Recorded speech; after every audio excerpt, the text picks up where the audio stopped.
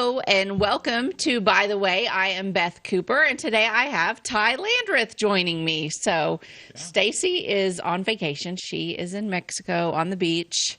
Ty is our director and technical producer, and he kindly volunteered to be my co-host today. So thank you, Ty. Yeah, I'm excited. It's nice to be in front of the camera, not just back in a little closet. Yeah, we kind of keep him back in a little closet behind the scenes, and every now and then you'll hear him pipe up and help us out when we need something Googled. But yeah, today's exciting because he gets to be on camera. So yeah, I'm glad to have a co-host since Stacy left me behind and went to the beach without me. That's not nice. But surely her and Jim are having a nice time. Yeah, they are. They've sent me pictures, and it's beautiful there. I think the beach they went to is like one of the most beautiful beaches in the world, I think is what people say. It's like La Isla Mujeres, I think is what it's called. It's an island off of Mexico, and it really is pretty, the pictures that she sent me. So it looks like she's having fun. That's good. So what's new with you? Not a lot. Not a lot? I'm in the chair now. Yeah. So a lot of pressure. Got pressure. You're in the hot seat. I'm used to it, being on stage. Yeah, Ty has helped us out and been in different depot shows, right? And then the cemetery tour, and you may have seen him in those productions. So he's not a stranger to being in front of people. Not at all. So we have a fun show planned today, and it's fun, but it's also a little sad. We're going to talk about a ship that sank and the ties that has to Clay County. But first, I think we have an ad. Yeah, Ty picked this out. Thought it would be fun to bring this up. We're going to be talking about a steamboat. Okay. So why not bring out Steamboat Willie? Oh, right. Yeah. I love Mickey. And we can use this without getting in any trouble because the copyright for Steamboat Willie has recently been lifted. Okay, I think I read something about that. Yeah, so Disney has always had like really tight rules about nobody can ever use their likenesses, right? Yeah. But there's a limit or something? Yeah, so copyrights, they last for the person's life. Okay. And then 70 years after it. Oh, so Walt Disney's been dead for 70 years? Yes. Okay. So Steamboat Willie was his first one. Yes. So it's the first to be released. Steamboat Willie, this version of Mickey. Completely copyright free. Okay. It's the modern day Mickey with like the red shorts, the little yellow button. That's the one you can't use. Interesting. But as long as you're using this one, you can use them however you want. So this was an ad for their movie that was coming out. Yeah. Oh, how cute. The original little cartoon. Okay, 70 years ago. Mm-hmm. Well, no. It would have been longer than that because he's been dead 70 years. Yeah, how cute. Sound cartoon. We don't call them that anymore. No. Disney cartoons present a Mickey Mouse sound cartoon. So I think in the beginning, was Steamboat Willie silent? I'm assuming he was maybe just a comic strip. Okay. Or, it was just like one of the silent cartoons. But, yeah. Yeah. Okay, interesting. Well, thank you for that. That was a good ad. So if any of you out there who need to use a likeness, pick Steamboat Willie and not Mickey, the regular Mickey. Yeah. You'll be safe from copyright. So I feel like I have a ton of information on today's topic. So let's just dive right in. All right. You want ready. to? Okay. Yeah. So we're talking today about the Sultana. Okay, so this was a ship that was on the Mississippi, and it sank. I mean, that's what we're going to get to. But before we talk about the sinking, I'm going to tell you a little bit about the ship. It was a steamboat, and this all happened during the Civil War time. Okay, so it was a commercial side wheel steamboat, is what they called it, and it exploded. Not just sank. I mean, this thing like exploded on April the 27th of 1865. Killing 1,167 people. And it still remains to this day the worst maritime disaster in U.S. history, even more so than the Titanic. Okay, this one is considered the worst maritime disaster ever in U.S. history. Okay, no one talks about it though. I mean, we've all heard a ton of stuff about the Yeah. Titanic. I mean, there's been a movie about the Titanic. I didn't see anywhere where there was a movie about the There, Sultana. Is there? there was a movie, but it's more of like a Documentary? not so much like a Like a dramatized. Well, what's the guy's name that did Titanic? Shoot. Well, anyway, whatever his name is, It'll come to me later. yeah, he should do a Sultana yeah. movie. Get Leonardo DiCaprio, yeah. Leonardo DiCaprio. Yeah, Have him in the movie. that's right. Okay, so this ship was constructed in 1863. It sank in 1865, so it was only on the water for 2 years. It was made of wood. Wood is very flammable. Yes.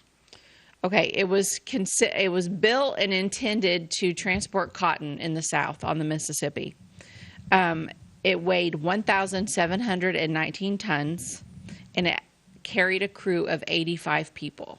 Okay, so this wasn't a tiny little boat. I mean, the crew No. alone was 85 people, which is pretty darn big for back then. I wonder if it was like one of the biggest boats at the Yeah, time. because right here it says it was 260 feet long.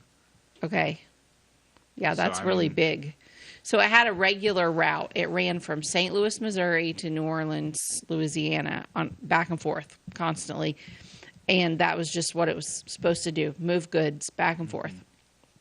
But during the Civil War, which was basically its entire life anyway, it also began to carry troops. Yes. And it was designed with a capacity of 376 passengers.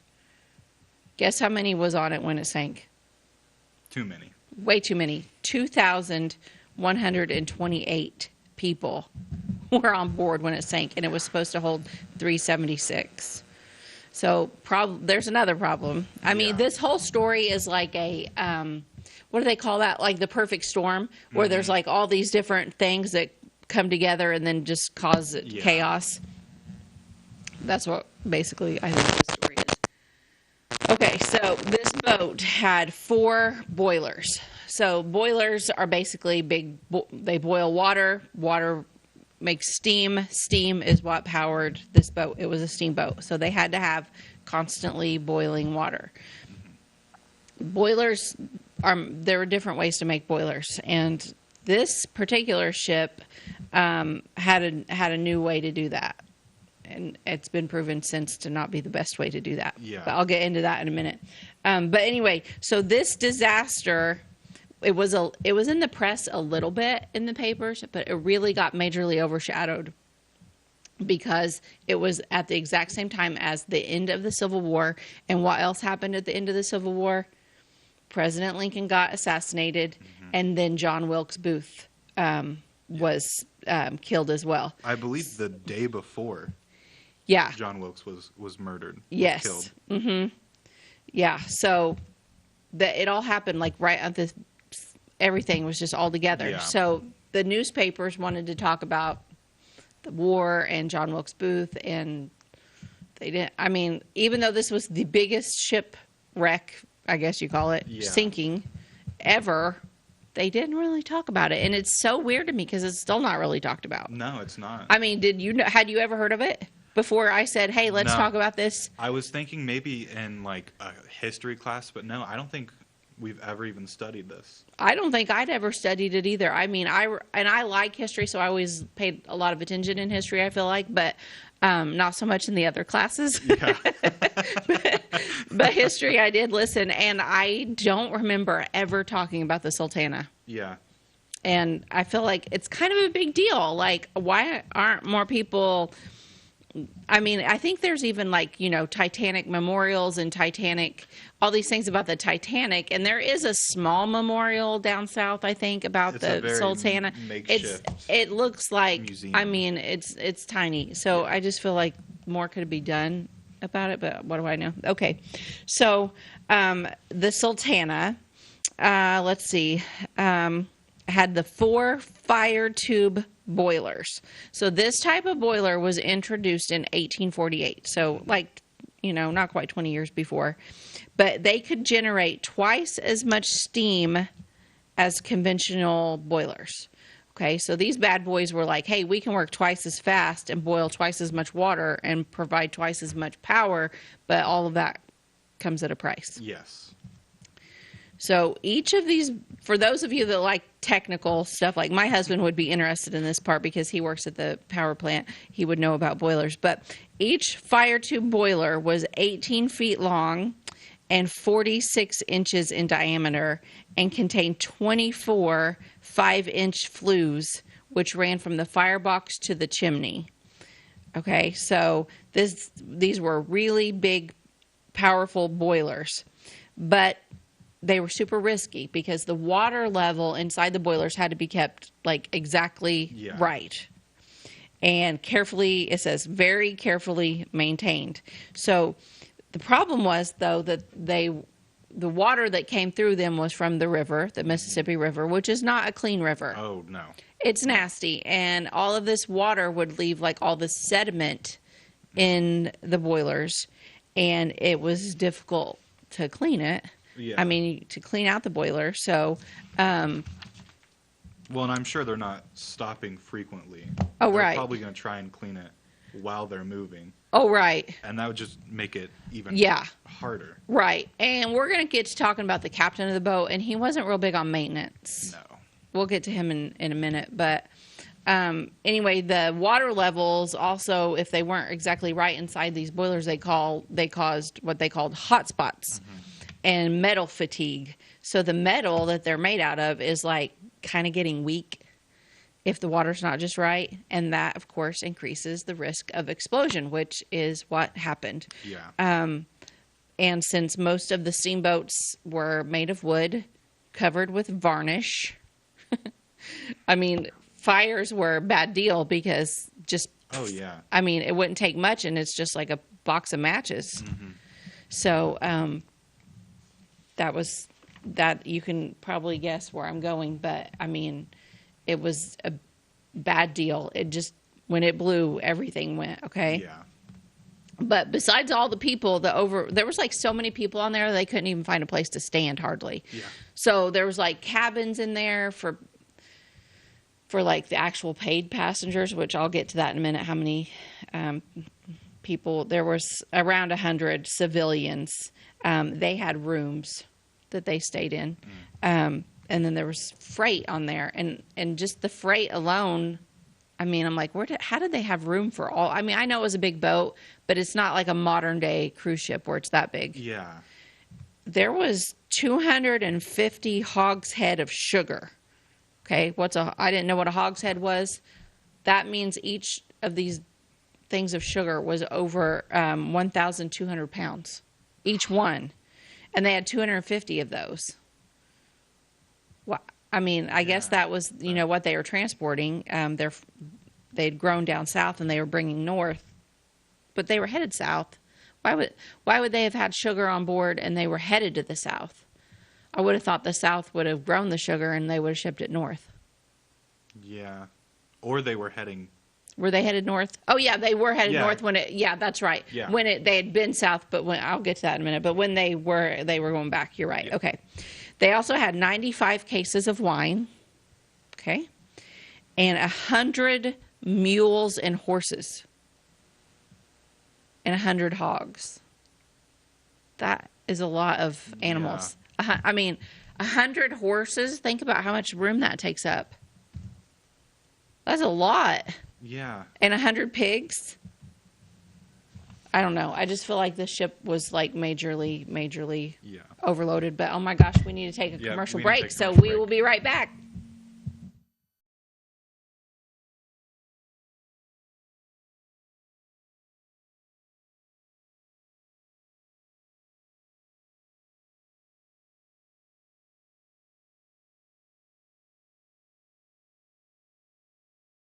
At your locally owned Napa Auto Parts stores in Flora and Louisville, you can count on experts to have the solutions to keep you running on the road or in the field.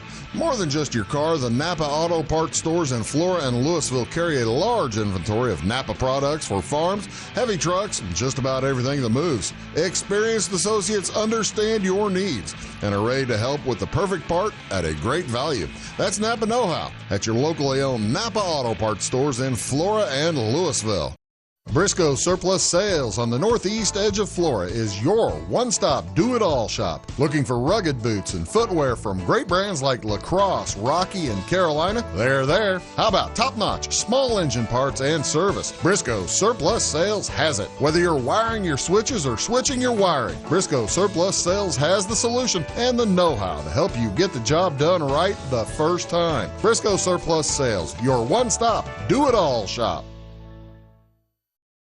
We like technology at Flora Savings Bank. Here's what you can accomplish in our mobile banking app in less than 30 seconds. See account balances in your transactions, set up an account alert, make a transfer between accounts, get an alert text message about your transfer, pay a bill, turn your debit card off and then back on. It all happens in the palm of your hand with our free My Bank to Go app. Search My Bank to Go in the App Store or Google Play and give mobile banking a try. Flora Savings Bank, member FDIC and equal housing lender.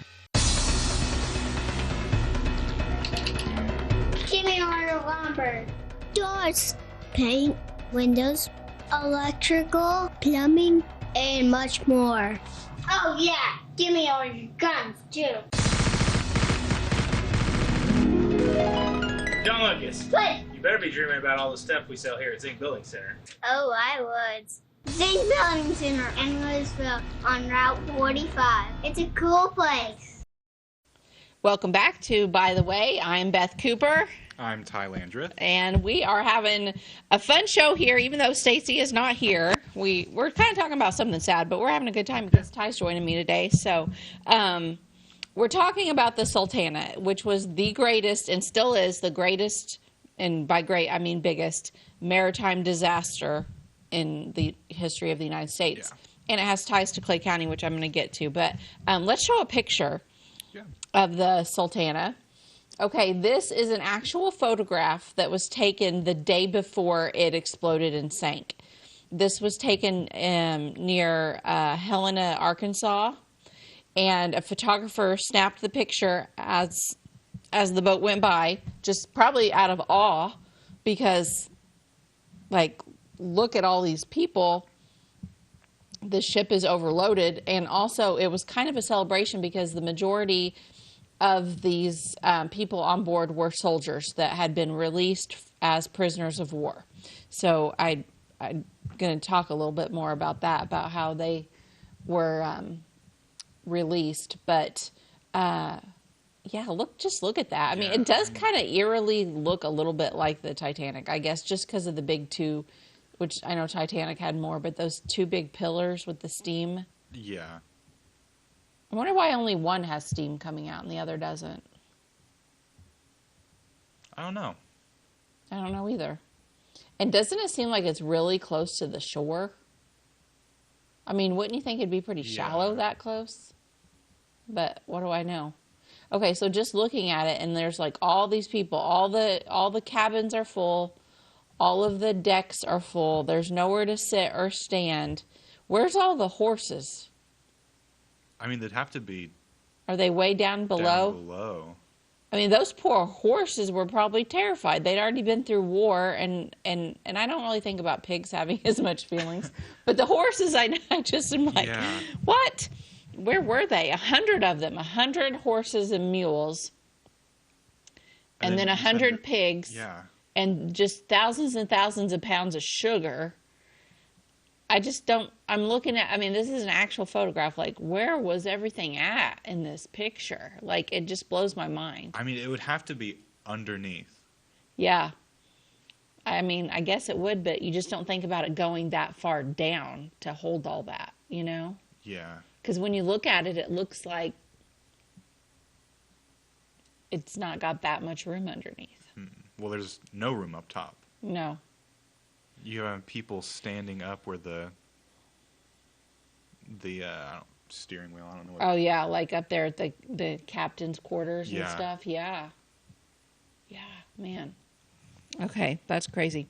All right, so let's talk a little bit about the background. Let's just kind of back it up a minute. So, under the command, this guy's name was Captain James Cass Mason. He was from St. Louis, okay? And they left St. Louis on April the 13th, 1865, and they were headed to New Orleans. But on the morning of April the 15th, they stopped at Cairo, Illinois, and that is where they found out that President Lincoln had been shot in Washington, D.C. So they didn't know that. It was 1865. You didn't have Facebook or NBC or anything. So, okay, so they heard in Cairo that the president had died, and the captain grabbed a whole entire armload of newspapers from Cairo with the news on it, got back on his ship, and headed south. At that time, there was telegraphs, but telegraphs with the southern states had been pretty well cut off. Yeah. So there wasn't like a lot of communication there. So the newspapers were going to be it, and he was going to be the one that delivered them along the way. So they get all the way down to Vicksburg, Mississippi, and this Captain Mason was approached by this Captain Reuben Hatch. He was the chief quartermaster at Vicksburg, and he said, "Hey, I have a proposal for you." Yeah.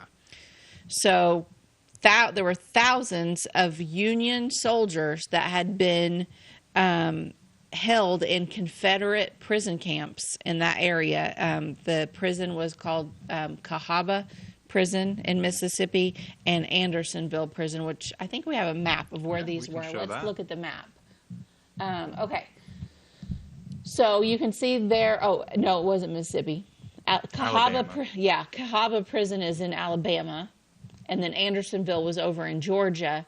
And then you can see the Mississippi River way over to the left of your screen, near where Vicksburg. So all those soldiers who were already starved, underweight, sickly, cold, whatever, were marched from their prisons over to Vicksburg, Mississippi. They were being set free.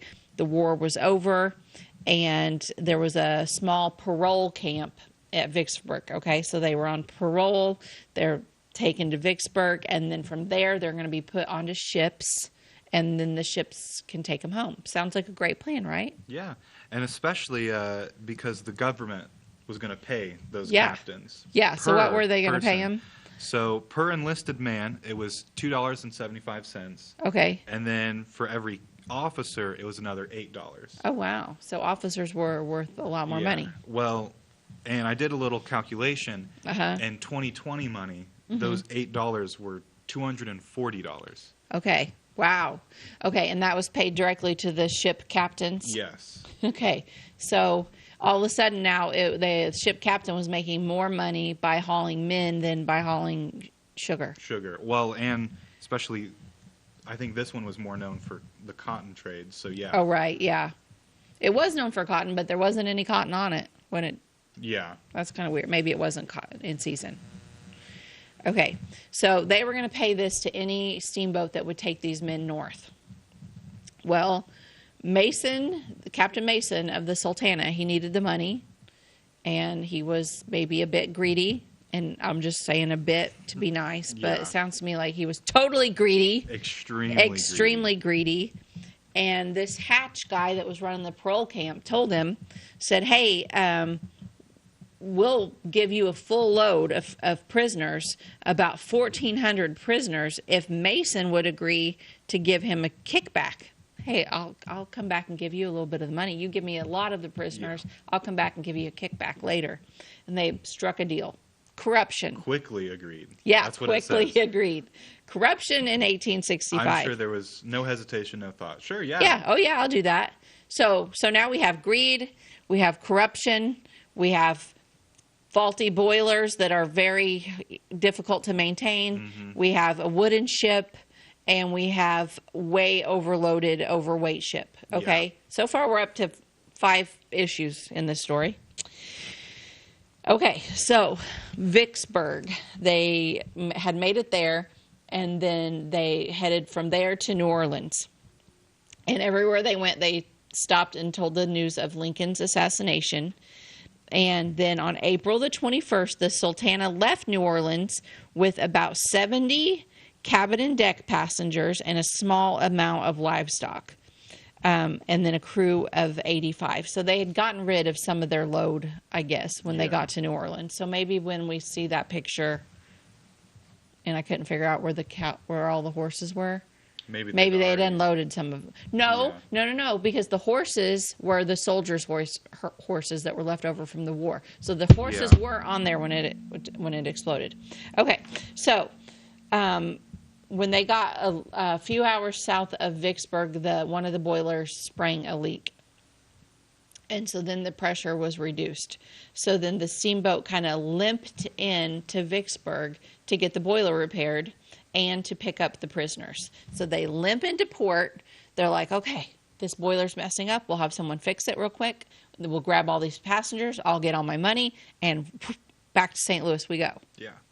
But Mason didn't realize that just fixing that little leak would have meant days. Yes. And that days meant more boats to come down and steal his money. That's exactly right. So he didn't want to wait for, okay, so this, I picture him as this really nice, smart, common sense guy that knows how to work on boilers.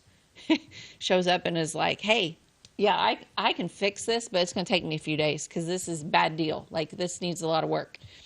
And the mechanic wanted to completely cut out the bad seam that was ruptured and fix it correctly. Mason knew that would cost him his precious load of prisoners, and he said, I don't think so. Let's just make some temporary repairs. Very temporary. Yeah, note to self, like, don't ever do that. Like, this is life or death, and, like, he just... he basically was like, hey, just throw some duct tape on there. Yeah. That's good enough. Yeah, basically. Like, I don't think they had duct tape, but if they would have, he would have used it. He would have made this guy use it. Okay, let's see. So instead of taking 2 or 3 days, the temporary repair only took 1 day. So while she was in port, the guy was working on the boiler, and all of these prisoners started boarding. One after the other, and I think it's already timed for another commercial. My gosh! Okay, we'll be right back. If you're looking for a loan for your brand new home, call Clay County State Bank. If you want to transfer money so your future will look sunny, call Clay County State Bank. We got checking and savings and bill pay too. An online bank, just ask our crew. For all your banking needs, we think you will agree. Clay County State Bank is the place you need to be. Clay County State Bank. At Clay City Banking Company, we're all on the same team, regardless of zip code. At home, work, school, or across the country, you can be part of our team with our cutting-edge mobile banking products. From your hand, you can check balances, transfer money, make deposits, and pay bills. Looking for a loan? We've got you covered with our mortgage, agriculture, commercial, and consumer loans. Join our team today. Clay City, Flora, Louisville, and Fairfield Banking Companies. We're the hometown banks, member FDIC, and equal housing lender. It's the weekend, and your symptoms are worsening. The morning of a big meeting and you have a bigger sore throat. Ever experienced that urgency after picking up your sick child and your community health center has already closed? You will be able to connect to a provider at crhpc.org. Even if you have never been to CRHPC, you are welcome to utilize our services. Feel better after scheduling a video visit with CRHPC. Tomorrow. Some fear the uncertainty it brings. Some trust the promise it holds. At Grinnell Mutual, we are always looking forward to tomorrow, growing and innovating. So even if the plans you have for the future aren't the same as the plans that the future holds for you, you can be ready. Because we'll be ready, like we have been for over 100 years. Trust in that. Trust in tomorrow. Talk to your mutual agent today. Your local agent is on the square. Louisville, Clay County Farmers Mutual Insurance. Welcome back to By the Way. I'm Beth. Cooper. I'm Ty Landreth. And we are talking about the sinking of the Sultana, the largest maritime disaster in U.S. history. Okay, so we know that this ship was like majorly overloaded with soldiers returning home from the Civil War that had been in POW camps in the South. These were Union soldiers. So Hatch, the guy that ran the parole camp, had made this deal with Mason, who was the captain of the ship, that he would get as many as 1,400 released Union prisoners. But when he got there to the parole camp, there was a mix-up, and there's a little bit of a suspicion of bribery here. Yeah. That could have happened. But the Union officer in charge of loading the boats, his name was Captain George Augustus Williams. He placed every single man at the parole camp on the Sultana. So the Sultana got more than what was bargained. So the George Augustus Williams believed the number to be less than 1,500. But it was really more than that. The Sultana had a legal capacity of 376 people. But by the time she backed away from Vicksburg on the night of April the 24th, she was severely overcrowded with over 1,951 paroled prisoners, 22 guards from the 58th Ohio Volunteer Infantry, over 70 fare-paying cabin passengers. I feel especially bad. I feel bad for all of them, but they paid to be on there, and the others didn't. And then 85 crew members for a total of 2,128 people. A far cry from 376. Yes. Okay, and keep in mind that all of these paroled prisoners were weak. They were tired. They were exhausted, underweight, in pain. A lot of them, several of them were injured. But it said the overflow was so severe in some places the decks began to creak and sag and had to be supported with heavy wooden beams. Yeah. They just happened to have extra beams around, I guess. That's weird to me. Mm-hmm. But they probably got off the boat and chopped a tree down. I don't know. Okay, so at this time, it's spring, and in the spring on the Mississippi River, what happens? It floods. Mm-hmm. It's huge. It's swirling. It's very dangerous. The Sultana spent 2 days traveling north against the current, fighting one of the worst spring floods in the river's history. It said the river was so far out of its banks that some places it was 3 miles wide. In some places, the trees along the riverbanks were almost completely covered. You could just see what looked like a little bitty bush kind of sticking up, and that was the actual treetops of very, very tall trees. That's how bad the river was out and flooded. Okay, so April 26th, it stopped at Helena, Arkansas. That was the picture we saw. The photographer's name was Thomas Banks. There's the picture again. Okay, so this is April 26th, and then that night, it arrived at Memphis, Tennessee around 7 p.m., and the crew began unloading 120 tons of sugar. So they got rid of the sugar in Memphis. But near midnight, the Sultana left Memphis, and they had actually 200 of the men had gotten off at Memphis. I can't imagine these 200 men the next day were probably on their knees thanking God that they were spared, because they, for some reason, got off at Memphis. And within a short distance from Memphis, at 1 a.m., they started north again. But around 2 a.m., everything exploded. Yeah. So this was April the 27th, 1865. They were 7 miles north of Memphis, and the boilers, it says, violently and suddenly exploded. And a lot of people were just killed instantly. They were close enough to the boilers. First, just one boiler exploded, which then it made basically a chain reaction of they all exploded. The steam explosion came from the top rear of the boilers, and it went upward at a 45-degree angle. It tore through all the decks and the pilot house. The people that were not killed instantly were scalded, because this is just full of hot water and steam. Yeah. And some of them were, burnt badly. it just flung passengers into the water, and it blew a 25 to 30 foot hole in the side of the ship.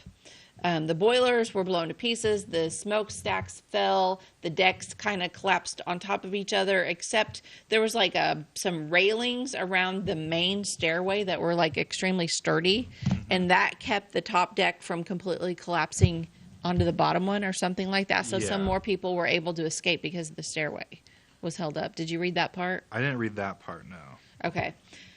So I thought, that might have saved some lives, but yeah. Anyway, this whole thing was made of wood. It exploded, and what was left was just this raging inferno. Do we have a picture? There's like a painting this is, and I don't know if somebody, recounted this to the artist who did it, but basically this is what the scene looked like. You can still see there's people on the ship that are trying to still get off, and there are people floating in this freezing water. Although it was April, my goodness, the Mississippi River was flooded and still cold. A lot of people died of hypothermia. And the water in the Mississippi, you might think, gosh, just swim a little. Well, it might be 3 miles to the tree line. And also that places in the Mississippi, some places are up to 100 feet deep. Mm-hmm. And the current of the Mississippi, especially during this week, but anytime really, there's a really strong current. Yeah. And the majority of these passengers were so super weak. They didn't have the energy to swim to save their lives. So again, it was just the perfect storm of bad things. But at 2:30 a.m., only 30 minutes after the explosion, another ship came along. This one was called the Bostona. And it just started rescuing people as fast as it could. Mm-hmm. They were just floating everywhere. And a lot of them were dead, a lot of them were alive. So they just started pulling up the ones that were still alive as fast as they could onto their ship. But they also didn't have enough room for all of these people. So the ship was still partially on fire and drifting. It wasn't all completely underwater, and it drifted 6 miles to the west bank of the river, and then that is where it sunk, and it didn't completely sink until 7 a.m. In the meantime, other vessels had joined the rescue. There was even a Navy boat and a gunboat that joined, but still so many people died. But there were survivors that were plucked from, I talked about how the trees were just like little tiny trees poking above the water because of the flood. There were people clinging to those, and boats just went up and down and just pulled people out of the trees. But it said that bodies of victims continued to be found downriver for months afterwards. Many bodies were never found, and the captain and all of the officers of the ship, they also died. So the exact death toll is not completely known. Most recent evidence indicates that 1,167 people died. There was an investigation. The first guy that investigated, he came up with the number 1,238. Then in February of 1867, the Bureau of Military Justice, they said the death toll was 1,100. The War Department said it was 1,259. I don't know why there were so many different numbers. I think it has to do with the people that died later, whether or not they were included in the number, and there were still people that were missing.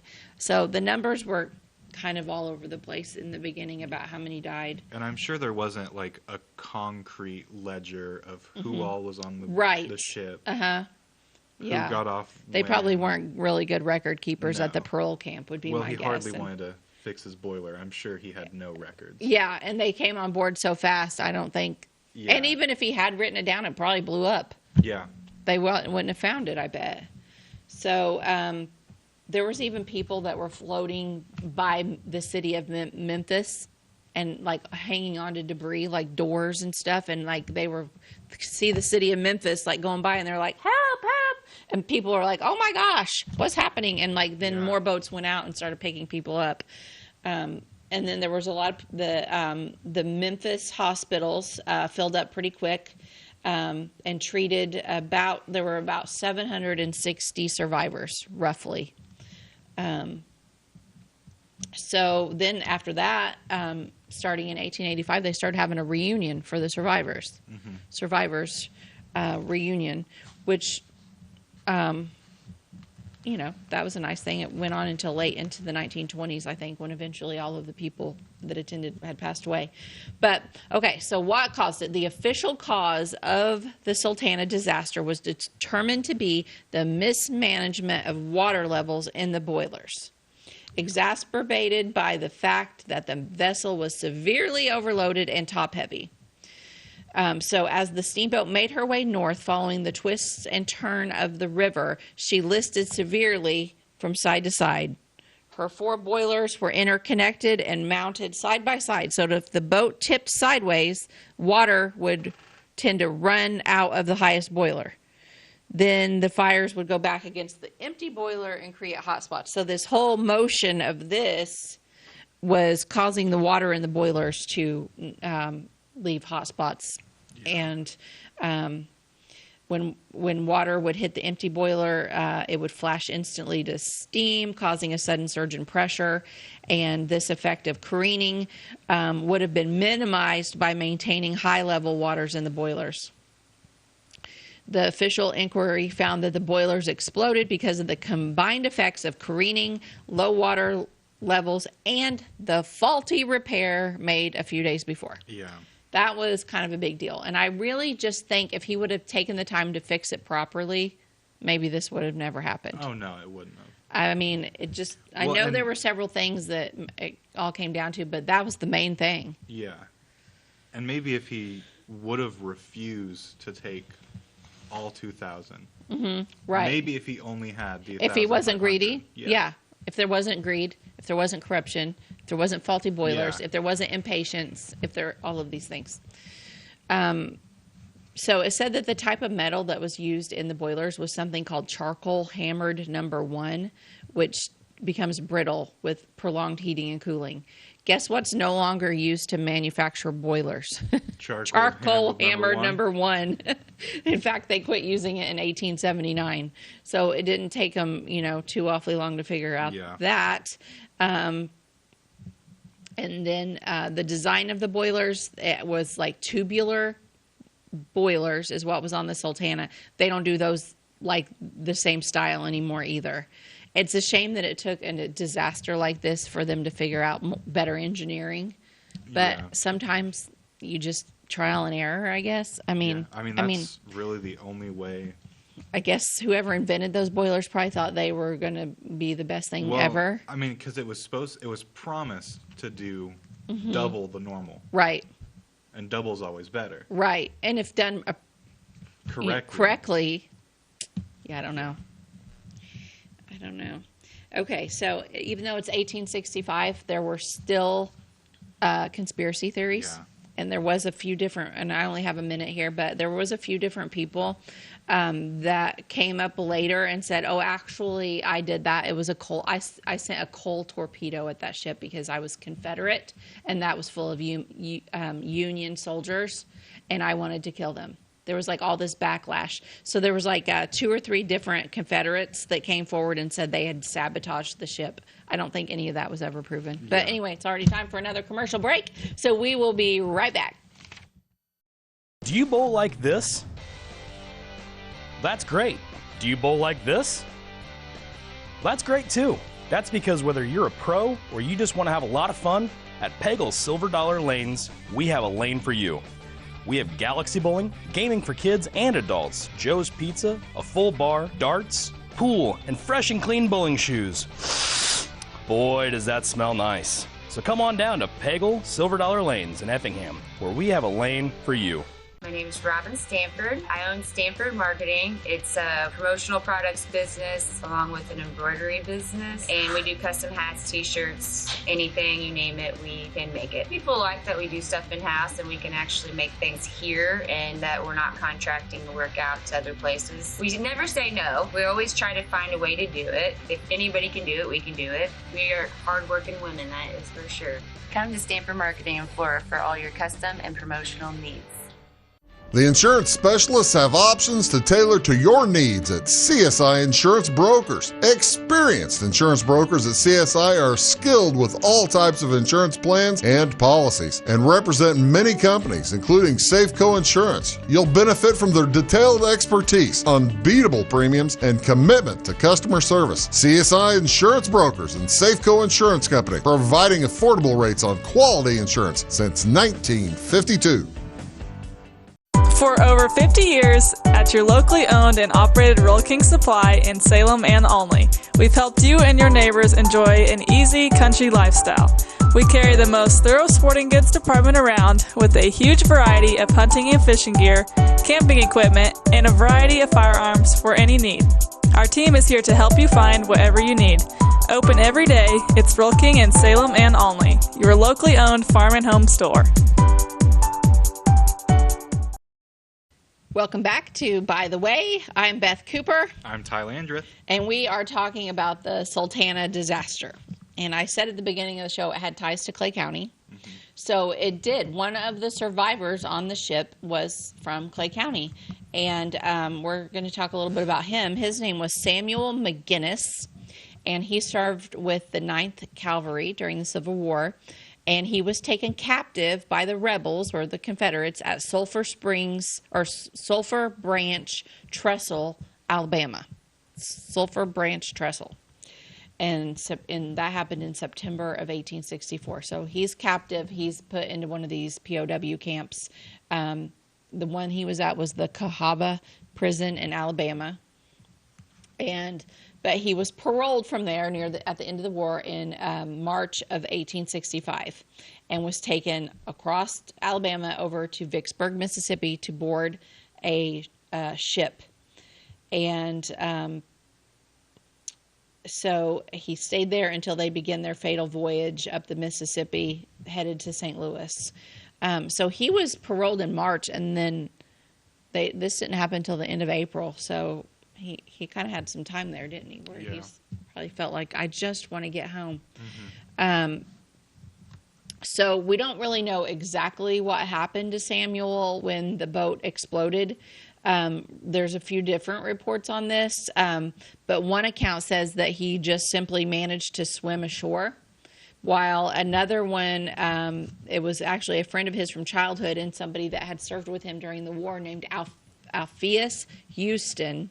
He gave a report and an affidavit to the pension board about Samuel, and he says, this is his quote: "The claimant, Samuel S. McGinnis, and I both served in the 9th Indiana Cavalry, Company H, 121 Regiment.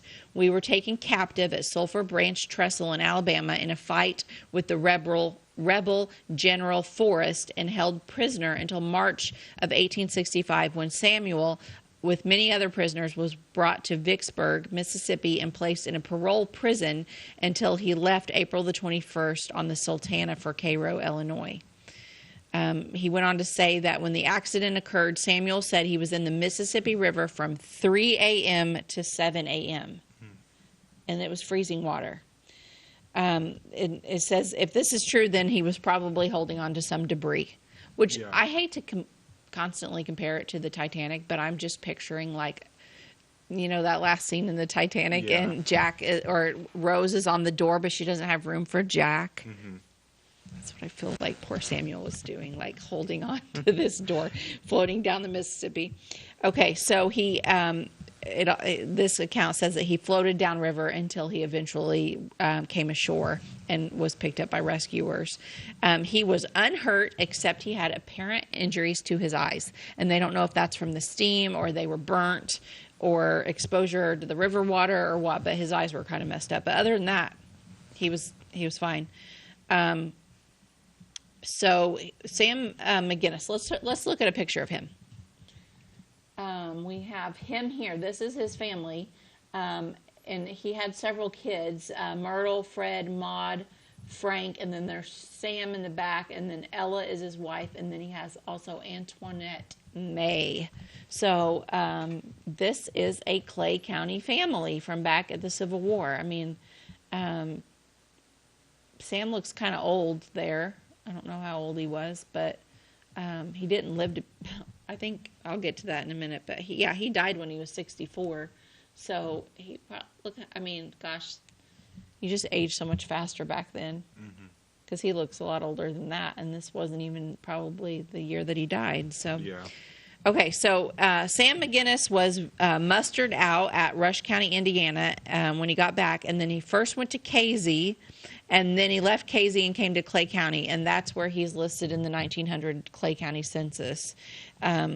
He was shown as a 45-year-old carpenter living in Louisville with his wife, the former Ella McGinnis, same last name, because that was his cousin, which wasn't that unusual for back then, but people today are like freaked out by that. But yeah, he did marry his cousin. And then they had 5 children: Maud, Fred, Myrtle, Ola, and Frank. The 3 older children, Kosciuszko, they called him Kos, Orville and Antoinette May, or they called her Nettie, they had already left home and married. So he had 5 kids at home in 1900. Nettie was born in 1877, so that's only 2 years after this accident. He came home, got married, and started having a family immediately. She married James Herbert Lentz on February the 22nd of 1898 at St. Stephen's Church in Flora. And then they had 9 children: Glenn, Leo, Lenore, Edna, Herb, Ola, Ed, Frank, and Mary. And then still living, well, at the time that this article was written by Rena Lentz Thomas, that I'm getting some of my information from, at the time of this, 2 of Samuel's great-grandchildren were still living. Marilyn Lentz Young, which she's still alive, but I'm not sure about William Bud Lentz. But anyway, they still have, this guy still has relatives in the area. Like, his descendants are still here. That's pretty cool. Yeah. I mean, can you imagine, like, his life, like, telling your kids and your grandkids about this huge disaster? And he probably had PTSD, although they didn't talk about that stuff back then. Sure. But I would think that this would be stuff that nightmares are made of. Well, going through a war. And Alone, yeah, that alone. And then being a prisoner of war. Yes.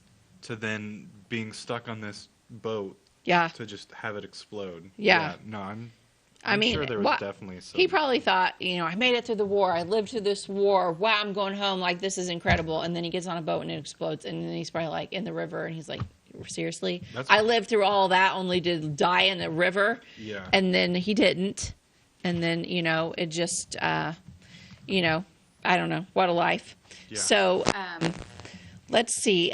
So then estimates of fatalities from that fateful day range from 1,650 to 1,800 souls, and it was the worst maritime catastrophe of all times.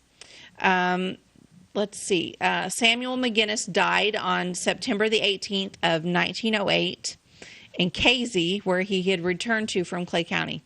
So he died at 64 years of age, and his cause of death is listed as Bright's disease. And he's buried in Casey. So Bright's disease is kidney trouble. Yeah. He died of severe kidney trouble. I think I have another picture of him and his family. Okay, here we go. This one's a little harder to see, and I couldn't zoom in on it because it was very, very pixelated because it's just straight from the newspaper. But this was taken about 1907, and this is Sam and Ella McGinnis at their home. And I thought this part was interesting, that their home was located on the southwest corner of the Route 45 Chestnut Street intersection in Louisville, and that is now the site of Chestnut Corners Shelter Care. So right there, and I don't know if part of that home is still used. I know it looks like the Chestnut Corners has been built onto, but I don't know. So in the photograph are his children, Frank, Myrtle, Maud, and Antoinette May, and then Fred. There's also J.H. Lentz, and then Fred and Ella and some of their grandchildren as well are in the picture. So that's pretty cool. I mean, he lived through all of that and made it back and raised a family and went on to live, hopefully, a good and happy life. But let's, real quick, we need to wrap it up, but let's talk about accountability, because no one was ever formally held accountable for this whole entire thing. The guy that was truly accountable for it, I think, was killed when it exploded, the captain. I really blame him more than anybody else. But Captain Frederick Speed, he was the Union officer that sent the paroled prisoners into Vicksburg from the parole camp. He was charged with grossly overcrowding the Sultana, and he was found guilty. He went to court. Yep, you're guilty. You did this. You sent all these men over there, and you did it. But then another judge came along from the United States Army, and he overturned the guilty verdict because Speed had been at the parole camp all that day and had not personally placed a single soldier on that ship. So basically, they just passed around the buck, and the guy, Captain Hatch, who had concocted a bribe with the Captain Mason to, I'll give you a throwback, give you a little bit of money. Yeah. He he quit the service so that he could avoid a court-martial. So he just kind of quit and disappeared. So he didn't get into any trouble. And then Captain Mason, who was the ship captain, the Sultana, the one I blame, he died in the disaster. So no one was ever held accountable. Yeah. The worst maritime disaster in the history of the United States, and it just went away. We'll hold him accountable. We will. We will hold him accountable right here on By the Way. So anyway, interesting story. Yeah. I mean, crazy that this happened, let alone that it had ties to Clay County. Yeah. I did not even know that. So let's end the show with a quote, which Stacy always brings the quote, but I let you pick it today. Yeah, so what do you have for me? I found this one. It's a quote by Martin Luther King Jr. Okay. I thought it was very nice. Okay. It's, darkness cannot drive out darkness. Only light can do that. Okay. Hate cannot drive out hate. Only love can do that. Oh, that's good. Yeah. That's really good. Yeah, I love that one. Yeah. So he was a good guy. He was. He was full of wisdom. Yeah. Full of wisdom. So, okay. Well, I feel like that kind of wraps it up for today's show. Yeah. So I'm glad you joined me filling in for Stacy when she's on the beach in Mexico and not with us. So, bump, bump. But if you are watching us, you can always catch us on Channel 100 on Wabash TV. We air daily at 11 a.m. Thursdays and Fridays are when new episodes air. If you missed an episode or you are not in the Wabash viewing area, you can catch all of our episodes on YouTube. And our YouTube channel is called By the Way with Beth and Stacy. So when you go to YouTube, just type that in on the YouTube main page and it will bring you right to us. You can watch all of our episodes there. We also have a Facebook page that you could like and follow. It's called By the Way with Beth and Stacy. And we have an email address where you can reach us if you have any questions, comments, show ideas, anything you want to tell us. And that is By the Way with Beth and Stacy at gmail.com. So be sure to reach out. We would love to hear from you. In the meantime, thank you, Ty. You make a great co-host. Anytime Stacy goes on vacation, you can be the fill-in. Awesome. Because this worked out great. So anyway, thank you all for joining us, and we will see you next time. Thank you.